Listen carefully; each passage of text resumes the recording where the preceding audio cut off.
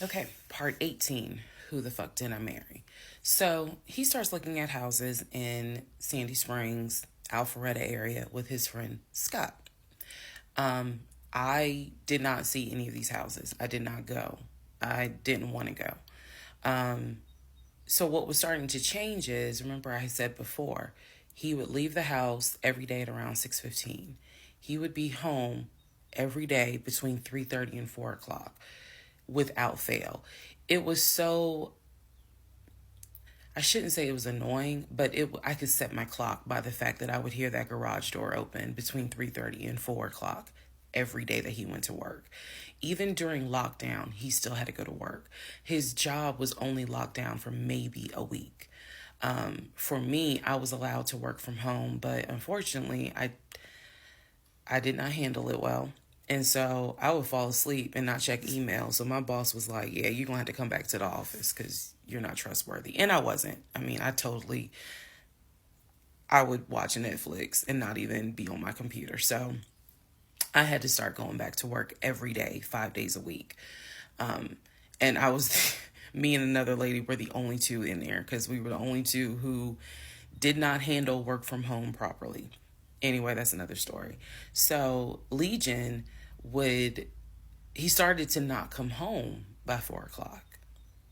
He started to come home 5, 5:30, 6, 6:30, sometimes 7 o'clock, because he was saying that he was looking at houses after work with his friend Scott. So it definitely was noticed that things are changing. Um, and I just, at this point, kind of emotionally and mentally, I was just like, I don't know what to do. This is the end of January. Remember, I told you in part 15, I got married January 5th. By January 31st, I kind of knew I was in trouble. And by the end of January, sure enough, I knew things were changing in a way that I was like, I hate to sound redundant, but what the fuck is going on? So he's still maintaining the story of looking for a house, looking for a house. I had already let him know my lease is up in August. When my lease is up in August, I am moving to Cobb County. Um, and then my attitude was kind of like, you can go with me or you can stay here. I don't care, but I'm moving. I'm leaving Clayton County. The reason why I was so adamant to move was not because of Clayton County. It was not because of the house that I was in. It was because Legion had started to create this narrative that he was beefing with my female neighbor. He was trying to get me to believe that my female neighbor to the left of me somehow was interested in him. And so she would make these little comments, and he would come in the house complaining about her and her music and the fact that she had, different men over to the house.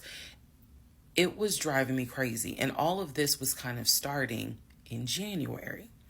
So when I say that, it really seems like we got married January 5th, and then we had 2 weeks of peace, and then something just snapped. I literally mean something just snapped. So he's looking at houses. Now we're moving into February. February obviously is my birthday month. He did good. He did good to make Valentine. He went all out for Valentine's Day. He went all out for my birthday. My birthday and Valentine's Day are February 14th and February 15th. So he went all out on both days. Y'all ain't even gonna believe this story. But I said I would share even when it makes me look bad. So, the weekend after my birthday, and what I mean by that is if my birthday was on a Tuesday, we're talking about Saturday. The weekend after my birthday, he gave me money to go to the nail salon, go get a manicure and pedicure. So I leave the house. I take his car. His car was in the driveway. We had a key to each other's car because, again, we're married at this point. We're talking February 2021. So I take his car and I drive to the nail salon over in Morrow. I'm in the chair getting a pedicure, and I get a text message from my husband saying, someone was just at the house looking for you. And I'm like, who was looking for me? Who was it? And he said, I don't know. I think it was this is through text.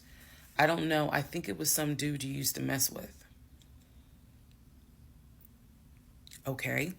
I was like, what are you talking about? He was like, I'm telling you, some guy just came to the house looking for you. I told him you were not here. So at this point, y'all, I'm in the chair at the salon. I'm freaking out because I'm like, who the fuck has the audacity to come to my home unannounced, uninvited, talking about they're looking for me? Especially because before I met my husband, I was working the last shift at Amazon as a part-time job. So I had not dealt with, dated anything with anyone for about a year before I met him in March of 2020. So I really was like, who the hell is this coming to my house? So I finish the pedicure, I head home. Once I get home, I'm like, what are you talking about? What happened? And so I'm frazzled in a way. And he's calm. He was like, yeah, it was a black Dodge Charger. They pulled into the driveway, they backed in. They backed in as if they had been here before. So clearly this was someone who's been to your house. He got out the car. He said, I opened the door and I went out there and I said, is there something I can help you with? And he said, the guy said, I'm looking for, and gave him my name. And he said, I'm sorry, she's not here. And he was like, oh, okay. All right then. And just got in the car and drove off. And I was like, my brain stopped working. Because I'm thinking, who the heck could this be? A Dodge Charger? I was like, are you sure that it wasn't law enforcement? Like, was it the sheriff's office trying to serve me with a lawsuit for a credit card I didn't pay? He was like, no, he was in regular clothes. He was like, and it was not a police car. It was on a marked unit, basically. And so I'm just like, who the heck could this be? And he was like, I know who it was. And I said, who? He was like, I think it was your ex. I said, what ex? He was like, the one that you had dated for 2 years. Remember back in like part 3, part 4, I told y'all, he told me about his ex. I told him about mine. I thought we were being honest with each other.